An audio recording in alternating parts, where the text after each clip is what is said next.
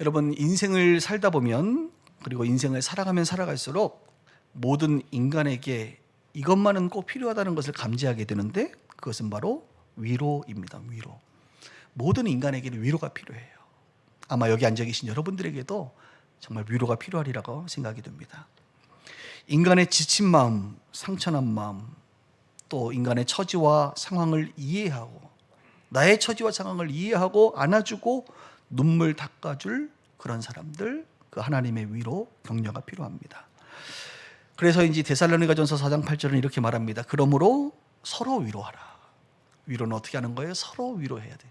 왜? 우리 모두는 위로가 필요하기 때문에 서로 위로하며 살아가는 것이 마땅하다는 것이죠. 제가 사람들을 위로하는 방식이 크게 두 가지가 있는데, 첫 번째는 말로 위로하는 것이고, 두 번째는 환대하는 것입니다. 개인적으로 만나서 대화를 하거나 상담을 하거나 또 기도를 해주거나, 오늘처럼 설교 말씀을 통해서 말로 하는 거잖아요. 다 말로 이렇게 위로하는 경우가 있고, 또 하나는 환대. 말하지 않고 그냥 하나님의 마음으로 찾아오는 거의 모든 사람들을 환대해 주는 그런 형식으로 위로를 해줍니다. 저는 사람들이 이렇게 오면, 특히 이제 목회자들이나 선교사님들이 주로 많이 오시잖아요. 오면 그분들에게 정말 좋은 식사를 제가 대접합니다. 갈매동에 맛집이 어딘지 리스트를 머릿속에 다 그려놓고 무엇을 드시길 원하십니까? 그럼 이제 가만히 계세요. 한식, 중식, 일식, 김치찌개, 된장찌개, 스시, 스테이크, 파스타, 그냥 아무거나요. 그럼 뷔페 아무거나 이러면서 뷔페로 오시기도 하고, 뭐 이런 식으로 제가 좋은 식사로 그분들을 환대합니다. 그리고 식사를 마치면 또 좋은 카페 가서 차도 마시고, 때로는 머리가 영 상태가 안 좋다 그러면 모다올레 4층에 준호회에 가서 머리도 해주고, 신발 상태가 너무 안 좋다 그러면 모다올레 1층 가서 신발도 하나, 운동화도 하나 사드리고, 정말 과하게 때로는 하는 것 같아요. 환대합니다. 그래서 그분들의 사역과 삶을 말로가 아니라 그냥 환대함으로 위로해주고 격려해주고 지지해줍니다. 그래서 여러분, 저에게는 적이 없습니다. 할렐루야. 저는 적이 없어요. 얼마나 감사한지. 왜냐하면 내가 그분들에게 뭐 이렇게 받은 게 별로 없어. 늘 나는 주는 사람이니까, 환대해주는 사람이니까, 받아먹은 게 많으니까. 아무도 나에게 시기 질투한다 할더라도 저를 욕하는 사람이 한 명도 없어요. 우리 빗속교회를 모두가 좋아해요. 왜요? 항상 우리는 환대해주고 위로해주기 때문에 그렇습니다. 그래서 저는 이런 식으로 시간이 꽤 많이 지나다 보면 많은 목회자 선교사들에게 갈매동 빛과 소금의 교회, 이 갈매동이 환대의 성지가 되지 않을까 이런 생각이 들 정도, 많은 선교사님들도 선교지에 여러분들이 지금 섬기시는 그 선교관을 통해서 얼마나 환대를 받고 있는지 몰라요. 이것을 통해서 하나님의 위로를 경험하게 되는 것이죠. 정말 어떤 선교단체 대표는 가끔 뜬금없이 전화가 와요. 가끔 와서, 장 목사님 내일 뭐예요? 뭐 내일 뭐하기, 그냥 갈매동에 있지 뭐 오셔요. 내가 묻지도 않은 거 오시라 그래요. 오면 점심 다 먹고, 그 다음에 갈매천 같이 이렇게 산책하고, 별로 할 얘기도 없어. 그런 거 있잖아요. 만나면 별로 할 얘기 없는 사람들. 그리고 또 차도 한 잔 마시고, 차 한 잔 마시고, 또 시간 지나면 저녁 시간 되잖아요. 이른 저녁 먹이고 가세요. 가. 그리고 또 몇 개월 있다 전화, 뭐예요? 오세요. 똑같아. 반복하는 거야. 그냥 루틴이 비슷해. 이번에 현대 프리미엄 아울렛 한번 산책하자고 가서 또 산책하고. 그러니까 우리가 특별한 말을 하지 않아도 자기의 처지를 이해해 줄 만한 사람이 이렇게 환대해 주는 것으로 인해서 굉장히 위로를 받는 것을 저는 많이 경험합니다. 오늘 설교를 들으면서 목사님 저에게도 그 환대가 필요해요 하시는 분들은 할렐루야 말씀해 주시면 제가 환대해 드리도록 하겠습니다. 그런데 성경은 말합니다. 진짜로 완벽한 위로자가 있다는 것이에요. 바로 하나님이십니다. 하나님이야말로 우리 인간이 줄 수 없는 그 놀라운 위로를 주시는 분이시라는 거예요. 고린도후서 1장 13절에 보면 찬송하리로다 그는 우리 주 예수 그리스도의 하나님이시요 자비의 아버지시요 모든 위로의 하나님이시며 우리의 모든 환난 중에서 우리를 위로하사. 우리 하나님 어떤 분이세요? 모든 위로의 하나님이시다. 환난 중에서 우리를 위로하시는 분이시다, 이렇게 말하고 있어요. 또 고린도서 7장 6절에 보면 낙심한 자들을 위로하시는 하나님이, 낙심한 자들을 위로하시는 분이 우리 하나님이시다. 여러분, 그 하나님을 오늘 경험할 수 있기를 바라고 앞으로 신앙생활하면서 날마다 경험하기를 주의 이름으로 축복합니다. 그런데 제가 이렇게 이 위로와 관련된 성경 구절을 연구하면서 놀라운 사실을 발견했습니다. 위로의 하나님에 대해서 가장 많이 등장한 곳이 고린도 후서, 전후서예요. 고린도서예요. 고린도서. 아까도 읽은 두 말이 다 고린도 후서의 말씀인데, 왜 이상하게 바울은 편지를 통하여 특히 고린도 이 교회에게 편지 보낼 때, 고린도 전후서가 고린도 교회에게 보내는 편지이니까 이 고린도 교회에게 보내는 편지를 쓸 때 위로의 하나님에 대해서 많이 표현했을까? 왜일까요, 여러분? 저는 그 이유를 알아요. 바로 바울 자신이 고린도에 있을 때, 고린도 교회를 세워나갈 때 하나님의 위로를 너무나도 경험했기 때문에 고린도만 생각하면 그는 위로의 하나님을 말하고 싶은 거예요. 그래서 바울은 고린도 교회를 향해서 우리 하나님은 위로하시는 하나님이다, 이것을 계속 강조하고 있는 겁니다. 우리가 지난 시간에 배웠지 않습니까? 사도 바울이 2차 선교 사역을 했지요. 마게도니아로 와서 도우라 그래가지고 빌립보, 데살로니가, 베레아, 아테네까지 갔어요. 그리고 오늘 드디어 고린도에 이르게 됩니다. 고린도에 왔을 때 바울은 처음에 시작은 여러 사람들과 팀을 이루어서 선교를 했지만 고린도에 왔을 때는 정작 자기 혼자 호련단신으로 지금 고린도에 와 있어요. 고린도에 와 있을 때의 그 상황은 데살로니가에서 복음 전하다가 밤에 쫓겨났습니다. 밤에 몰래 도망쳐 나왔다고요, 바울이. 베레아로 갔는데 베레아에서도 또 데살로니가 사람들이 거기까지 내려와가지고 핍박하는 바람에 또 도망쳐 나오고, 아테네에서 복음 전하는데 사람들이 복음 잘 안 들어서 또 실망해서 나오고, 밀려서 지금 고린도까지 혼자 와 있는 거예요. 바울의 마음의 상태가 어땠을 것 같아요, 여러분? 굉장히 불안하지요. 혼자 낯선 동네에 와 있는 겁니다. 외로운 상태. 그리고 돈도 다 떨어졌어. 돈도 없어. 힘이 빠졌어. 일할 만한 힘과 능력이 그에게는 없어요. 이런 상태로 지금 바울은 고린도 지역에 와 있습니다. 하나님께서는 이런 바울을 너무나도 사랑하시기 때문에 가만 내버려두지 아니하시고 바울을 위로해 주신다는 겁니다. 그리고 그 바울뿐만 아니라 오늘 이곳에서 예배드리는 여러분들도 하나님은 동일하게 위로하시기를 원하세요. 불안한 심정을 가지고 있는 성도님들, 지금도 외로운 상태로 살아가고 있는 여러분들, 경제적으로 형편이 넉넉하지 못한 상황에 있는 여러분들을, 삶의 열매를 맺지 못해서 답답한 여러분들을 향하여, 오늘 바울의 처지와 똑같은 여러분들을 향하여, 위로가 필요한 여러분을 향하여 위로해 주시는 분이 우리 하나님이다, 이 사실을 말하고 싶은 겁니다. 제가 오늘은 세 명의 이름을 좀 언급하면서 하나님의 위로가 어떻게 일어나는지를 좀 설명하고 싶은데, 첫 번째는 브리스길라와 아굴라입니다. 아주 유명한 이름이죠. 브리스길라와 아굴라. 다른 표현으로는 브리스가와 아굴라, 이렇게 표현합니다. 1절부터 4절을 한번 천천히 제가 읽을 테니까 의미를 생각하면서 따라오십시오. 그 후에 바울이 이제 아테네를 떠나, 아데를 떠나 고린도에 이르게 됩니다. 거기에 근데 누구를 만나요? 아굴라라 하는 본도에서 난 유대인 한 사람을 만나니, 이 아굴라가 글라우디오 황제인데요, 모든 유대인을 명하여 로마에서 떠나라고 했어요. 그가 그의 아내 브리스길라와 함께 이탈리아 로마 본도로부터 새로운 지라 고린도까지 온 거죠. 바울이 그들에게 감해 생업이 같아, 생업이. 일을 똑같이 직업이 같아요. 함께 살며 일을 하며, 함께 살았다 그러죠. 일을 함이 그 생업은 천막을 만드는 것이니라. 안식일마다 바울이 회당에서 강론하고 유대인과 헬라인을 건면하니라. 그러니까 평일에는 일하고 안식일에는 가서 회당에서 복음 전한 것이죠. 이제 저를 보십시오. 브리스길라와 아굴라 부부에 대한 이야기를 좀 하겠습니다. AD 50년에 어떤 일이 있었냐면, 글라우디오라고 하는 황제가 로마에 있는 유대인들과 크리스찬들이 자꾸 싸워. 그리고 유대인들이 크리스찬들을 핍박을 해요. 그래서 폭동이 자꾸 일어나는 거예요. 그래서 이 황제가 기독교인들, 유대인들 다 떠나라, 이렇게 이제 얘기를 합니다. 그래서 로마로부터 그들이 흩어지게 되는데, 이제 고린도에 이 브리스길라 아굴라 부부가 정착을 하게 된 것이죠. 이들은 유대인이고 직업이 천막 만드는 텐트 메이커라고 말할 수 있습니다. 원래 유대인들은 이런 구약에 보면 유대인 바벨론 그 포로기 시대 이후부터 유대인들에게는 자녀들을 양육할 때 이렇게 얘기했어요. 하나님의 말씀인 성경, 율법을 잘 배우고 또 하나는 반드시 기술을 가르쳐요. 기술. 여러분 기술이 있으면요 어딜 가나 그 기술로 먹고 살 수 있잖아요. 여러분 목공, 타일 붙이는 거, 도배, 저는 가끔 이런 거 배우고 싶어. 그래서 빗속에서 잘리거든. 할렐루야. 뭐 목공하면 되잖아. 그런데 기술 없으면 제가 운전면허증밖에 없으니까 자격증은 운전밖에 할 게 없어. 그래서 여러분 인력이 많으면 페이가 다운되는 거 아니겠어요? 그래서 기술 하나 여러분 배우세요.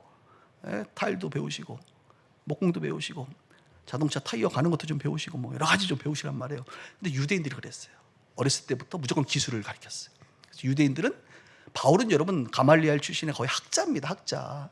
종교 지도자였다고요. 그럼에도 불구하고 텐트 만드는 일을 그는 배웠던 거예요. 그런데 이제 바울이 고린도에 갔더니 이 브리스길라와 아굴라 텐트 치는 어떻게 보면 지금으로 얘기하면 경량 칸막이 공사 뭐 이런 거 있잖아요. 모르겠어? 이해 안 돼? 아니, 그런 게 있어요. 그래서 간단하게 집을 짓고 하는 그런 천막을 짓는 일을 했다 이것입니다.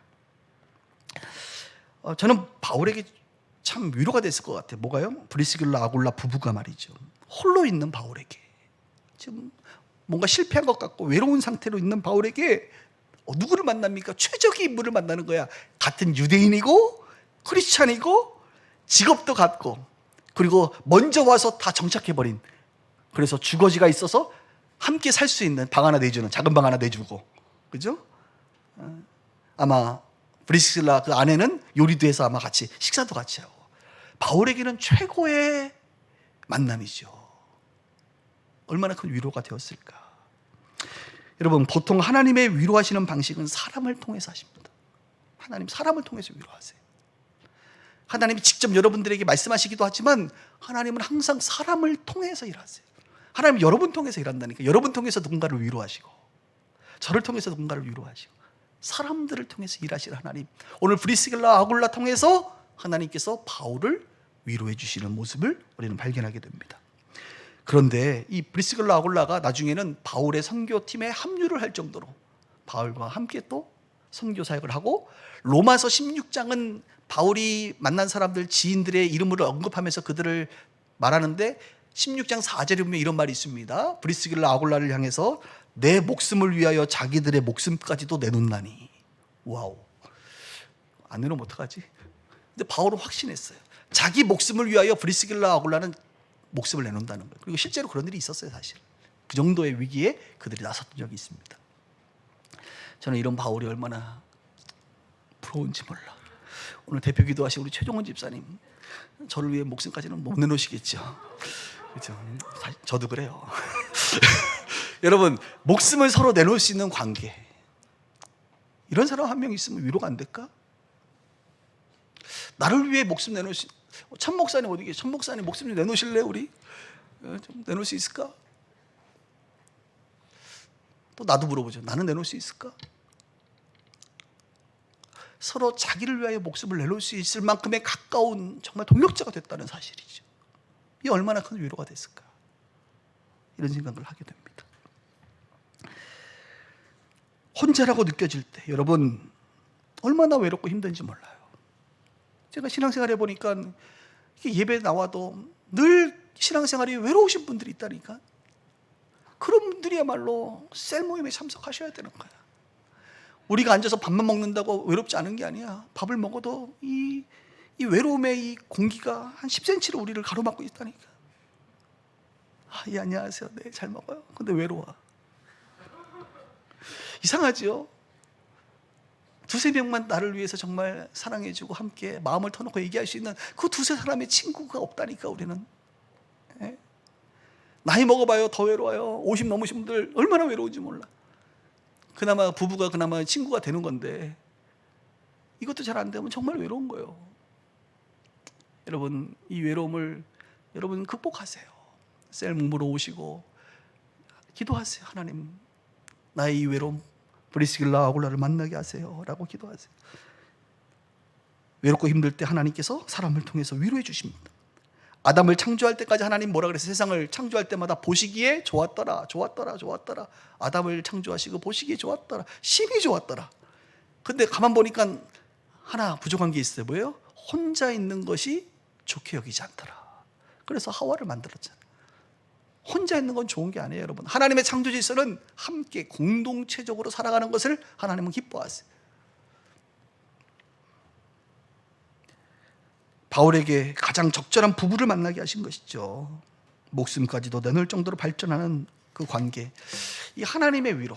아마 바울에게 고린도에 가자마자 이 사람들을 만난 것은 하나님의 작은 위로가 아니었을까, 이런 생각을 하게 됩니다.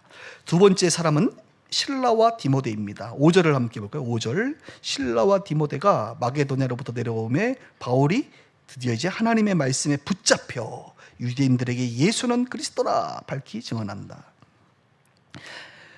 지금 원래는 실라하고 바울이 처음에 안디옥에서 시작을 했는데, 그리고 중간에 디모데를 제자 삼아서 디모데 이제 3명이서 움직이기 시작했는데, 바울은 지금 고린도에 와 있지만 이 실라와 디모데가 베레아에서 묶여 있었거든요. 바울이 혼자 도망쳐 나왔거든, 급하게. 그리고 지금 고린도까지 왔을 때 힘들었거든. 근데 이제 시간이 지나서 누가 왔어요? 드디어 제자 실라와 디모데가 합류를 합니다. 이게 얼마나 또 위로가 됐을까. 그런데 그냥 온 게 아니야. 감사하게 이 실라가 빌립보에서, 빌립보서에 보면 나중에 나오는데, 빌립보로부터 선교 헌금을 많이 받아서 왔어요. 그러니까 바울이 이제부터는 텐트 치는 일을 하지 않아도 그냥 선교에 집중을 하는 거예요. 그래서 여기 보면 힘입어 예수는 그리스도라, 풀타임 사역자로 지금 사역을 하고 있는 것이죠. 근데 웬걸 신라만 그런 게 아니라 이제 디모데가 오는데, 디모데는 데살로니가 교회의 소식을 들고 옵니다. 그래서 데살로니가 전서에 보면 그런 말이 나오는데, 믿음과 사랑의 기쁜 소식을 가지고 왔다 그랬어요. 데살로니가 교회는 믿음의 역사, 사랑의 수고, 소망의 인내를 가진 교회로, 데살로니가 교회가 핍박이 많았거든요. 그럼에도 불구하고 이 교회가 마게도냐 지역의 본이 되는 교회라고 성경은 말해요. 이 소식을 지금 누구에게? 바울에게 가지고 온 거예요. 바울은 데살로니가 교회를 개척하고 헐레벌떡 도망쳐 나왔는데, 정말 이 교회가 제대로나 돼 있을까, 이 성도들이 정말 핍박받지 않을까 염려가 많았는데, 이 바울의 마음을 시원케 하는 좋은 소식을 디모데가 가지고 온 거예요. 그래서 실라와 디모데를 만난 것은 단순한 만남을 넘어 바울의 사역에 큰 위로와 기쁨이 되는 것입니다. 그래서 하나님의 말씀에 붙잡혀 풀타임 사역을 하게 되는 것이죠. 이제 바울은 브리스길라, 아굴라와 함께 텐트 치는 일을 더 이상 하지 않아도 되는 것입니다. 온전히 복음만을 전할 수 있는 그 사역이 펼쳐지는 겁니다. 저는 가끔 성도님들을 만나면 이런 얘기를 해요. 제가 여러분들도 아마 들어보신 분이 있는데, 빛과 소금의 교회 와줘서 너무 고맙다. 제가 이런 말 많이 해. 들어봤죠? 근데 여러분에게만 한 게 아니라 거의 대부분의 성도들에게 합니다, 제가. 왜냐하면 정말 그래요. 어제도 우리 교인들하고 함께 그 동구릉 둘레길, 동구릉 이렇게 산책 갔다 왔는데, 두 분의 집사님들에게 제가 그랬어요. 그분들은 갈매동 사시는 분들인데, 갈매동 사시는 분들은 다 교회 어디 가요? 여기 옆에 있는 죄의교회 다니거든. 죄의교회 큰 교회 있어. 내가 실명은 거론하지 않겠습니다. 다 거기 가세요. 정상적이고 큰 교회부터 가는 거지 뭐, 그죠? 근데 거기 갔다가 와주셔서 너무 고맙다고 내가 그랬더니, 목사님 무슨 말씀이니? 저희가 고맙지요, 이런 얘기 하는데, 얼마나 말도 이쁘게 하는지 몰라. 주고받는 그런 격려 속에 신뢰가 싹 트고. 근데 저는 제 마음 가운데 여러분, 정말 여러분들이 빛과 소금의 교회 와줘서 고마워요. 정말. 또 멀리서 지금 또 와주시는 분들 고맙고, 오늘 1부 때도 보니까 수지에서 오시는 두 가정을 볼 때 얼마나 마음이 기쁘고 감사하고 또 죄송하고, 이런 생각도 들고, 오늘도 여기 보면 판교에서 오시고, 멀리 노원에서 오시고, 많은 곳에서 오잖아요. 우리가 너무 감사해요, 정말. 이 말은, 제가 감사하다는 것은 뭐냐면, 여러분들이 브리스길라와 아굴라가 되어줘서 고맙다는 거예요. 여러분들이 실라와 디모데가 되어줘서 고맙다는 거예요. 여러분들이 함께 교회와 하나님의 나라의 동역자가 되어줘서 고맙다는 거예요. 이거 진심입니다, 여러분. 그래서 여러분들로 말미암아 제가 사실은 하나님의 위로를 받는 거예요. 그러니까 바울은 브리스길라, 아굴라, 실라와 디모데를 통해서 위로를 받는 것처럼, 저 또한 여러분들 때문에 위로를 받아요. 너무 감사하죠. 갑자기 2부 때는 한번 90도 인사를 하고 싶으면 감사합니다, 이렇게. 예. 그런데 이런 생각이 들었어요. 바울만 감사했을까? 바울만 위로를 받았을까? 아니죠. 브리스길라, 아굴라도 위로를 받았다고 생각되지 않습니까? 그냥 평범하게 밀려서 로마에서 쫓겨나와서 그냥 고린도의 지역에 자리 잡고 일하면서 그냥 살았을 거라고요. 크리스찬이긴 하지만 그가 대단한 사역을 펼칠 만한 인물들은 아니었을 거라고요. 그런데 그가 누구를 만남으로? 바울을 만남으로. 이제 바울과 함께 하나님의 위대한 선교 사역을 감당하는 그런 부부가 되고 성경이 그 이름이 명시될 정도로 위대한 하나님의 사람으로 쓰임받게 된 거잖아요. 그들도 굉장히 기뻤을 것 같아요. 실라와 디모데도 마찬가지 아닐까요? 바울과 함께 이 일을 함으로 말미암아 특히 디모데는 선교지 가다가 픽해가지고 모태신앙인데 보니까 애가 아예 너무 괜찮은 청년이라 픽해가지고 데리고 다니는 거예요. 그래서 바울의 참 아들이 되고 베드로의 참 아들이 되는 그런 놀라운 인물로 쓰임받는 것이죠. 서로 간에 하나님의 위로가, 만남이 서로 간에 위로가 되는 그런 만남. 저는 요즘에 또 하나의 큰 위로를 사실 받고 있어요. 이건 정말 고백하고 싶어. 제가 요즘에 올미션 선교사역에 이제 집중을 하지 않습니까? 선교사역에, 해외 선교사역에 특히. 그런데 우리 교회 성도님들이 이 선교사역에 동참해주고 있다는 거예요. 제가 그렇게 강조도 안 했지만 많은 분들이 이 선교사역에 관심을 가지고 후원해주고 기도해주고 있다는 거예요. 어느 분은 대놓고 얘기하더라고. 목사님 혹시 필요한 재정이 있으면 저한테 말씀하시면 제가 다 감당할게요. 뭐 이렇게 할렐루야. 이런 분이 우리 교회에 계시더라고. 그래서 여러분 가끔 이제 1부 때 그분이 오셔가지고 1부 때는 얘기 안 했는데 이렇게 같이 이제 2부 때 얘기해 줄게요. 목사님들한테 가끔 저거 카드 주신 분이 있어요. 옛날에 중국의 큰 사업가가 저한테 카드를 주는 거야. 목사님 뭐냐고. 뭐야 카드지. 마음껏 쓰세요. 와, 여러분 제가 이런 사람입니다. 근데 제발 그러지 마세요, 여러분. 못 씁니다. 여러분 부모님들에게 카드 주고 어머니, 아버지 마음껏 쓰세요. 여러분 부모님이 써요, 못 써요? 조금 정신없는 부모님들은 막 써. 근데 자녀를 사랑하는 부모님은 안 써.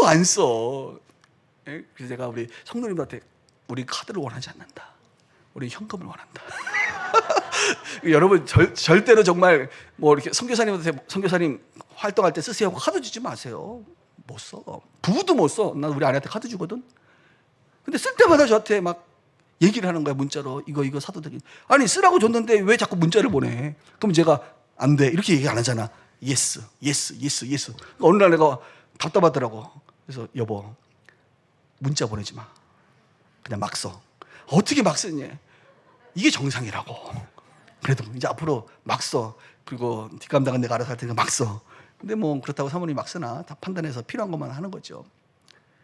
왜 여기까지 왔을까 우리가?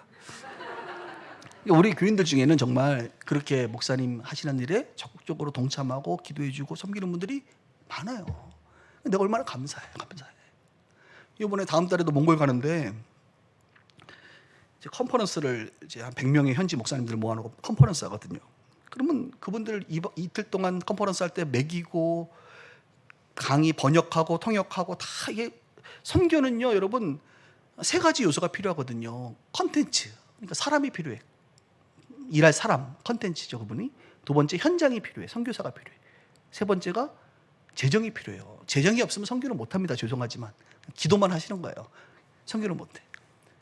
그래서 이번에도 하는데 500만 원 필요하거든. 그럼 내가 우리 빛과 소금의 교회 형편 뻔히 하는데 어떻게 내가 500만 원을 내가 써요? 못 써요. 아멘? 못 써요, 여러분. 저는 그냥 제가 어떻게든 하죠. 근데 어느 분이 오늘 끝나고 그러더라고. 목사님 보냈습니다.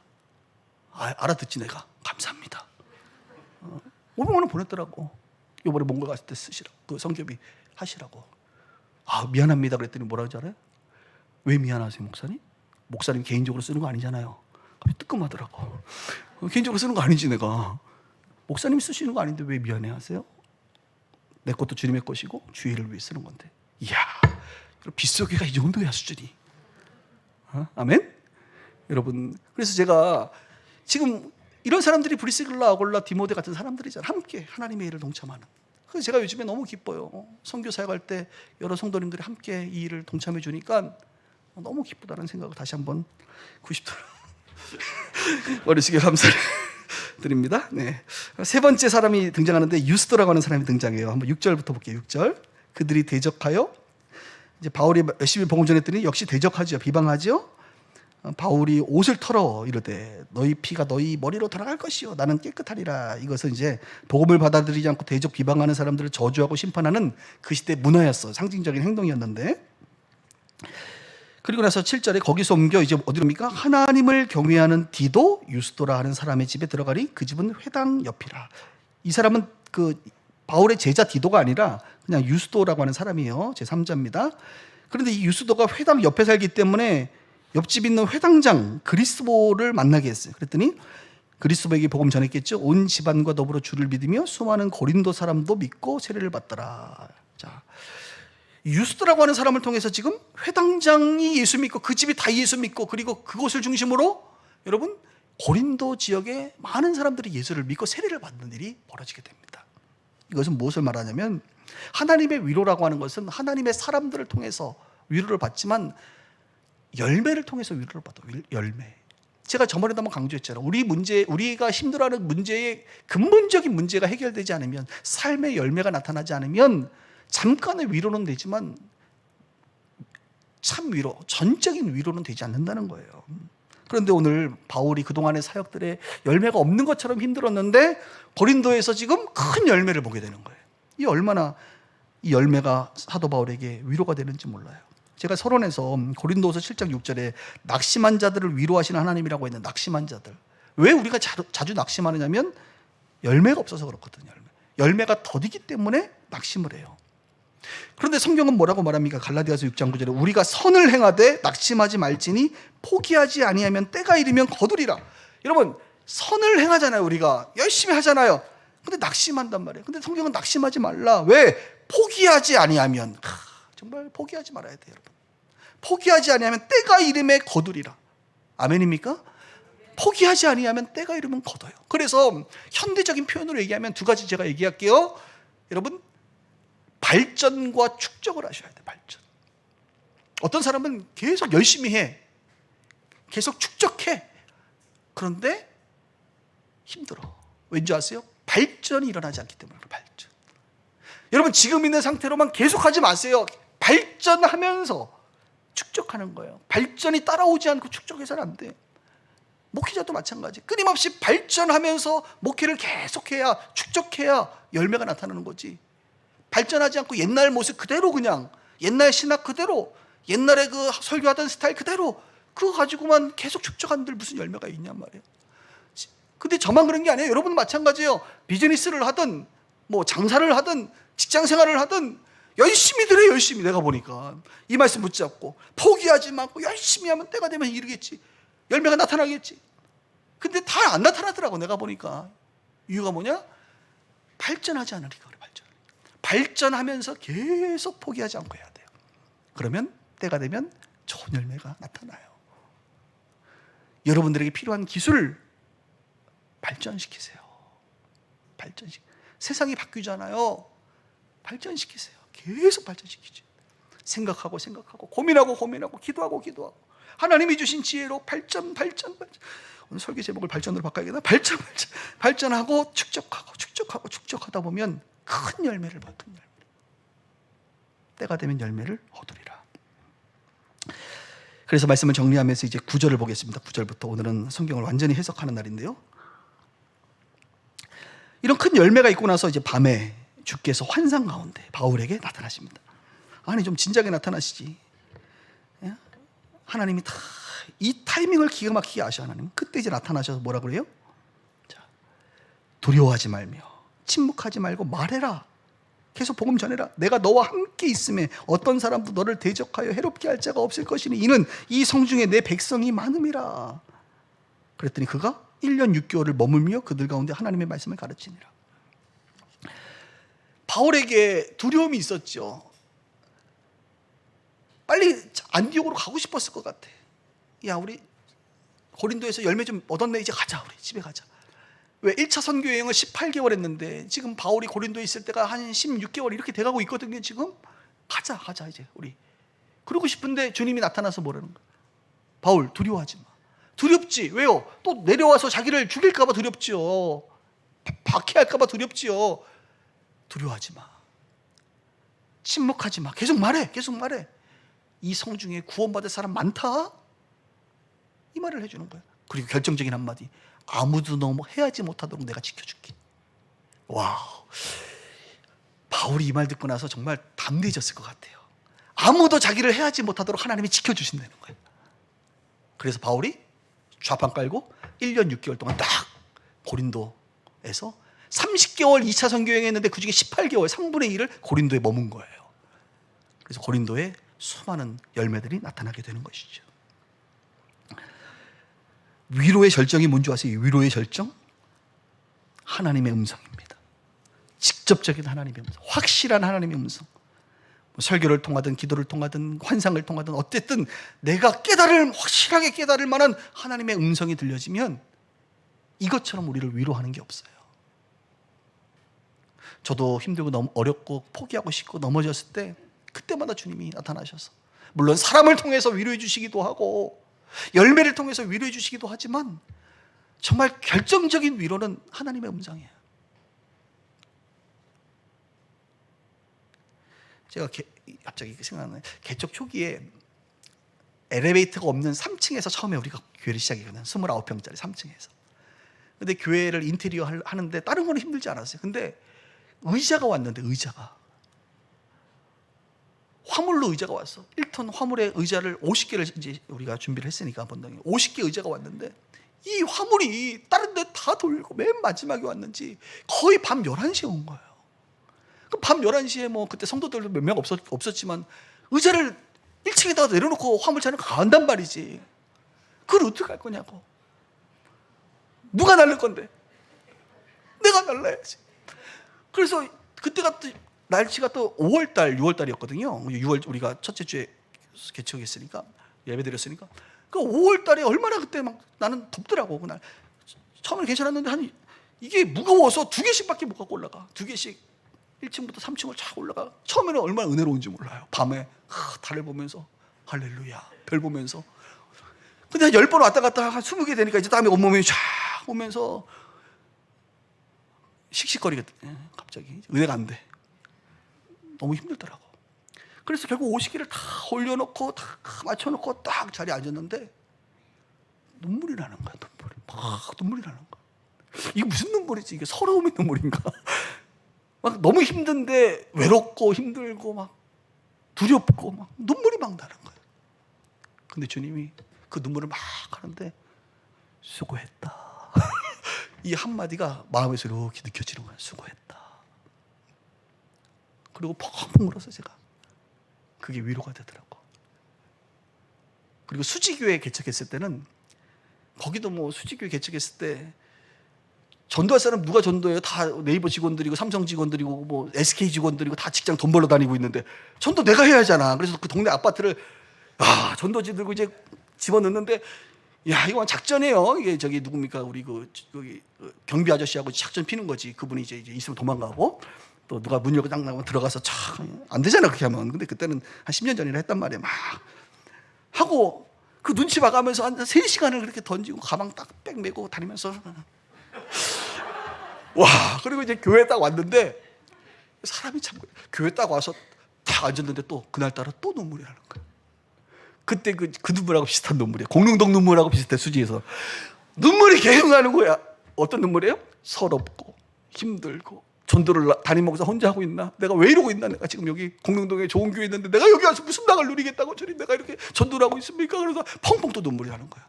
그때 주님 한마디 하더라고. 수고했다. 그럼 끝나요. 근데 정말 끝난다니까. 주님이 수고했다 하면 끝나. 두려워 말라 하면 끝나. 우리 주님 말이 짧아. 내가 안다. 그러면 끝난다니까 정말. 이 수고를 안다는데 뭐 주님이 끝난 거야. 그냥 위로가 되는 거야. 그 모든 스트레스가 사라져 버리는 거야. 오늘 바울에게 주님이 여러 가지 방식으로 위로해주고 딱 나타나서 내가 안다. 두려워하지 마. 겁내지 마. 내가 너 지켜줄 거야. 너 안 죽어. 안 죽어. 걱정하지 마. 아직 할 일 많어. 안디옥 가려고 하지 말고 그냥 있어. 이 말이 바울에게 얼마나 큰 위로가 되었겠다. 사랑하는 여러분, 두렵고 힘들고 지치고 낙심되는 우리 인생에 참 위로자 되시는 분 계세요. 그 하나님의 위로를 여러분 제가 지금 간증했던 것처럼 많이 경험할 수 있기를 주의 이름으로 축복합니다.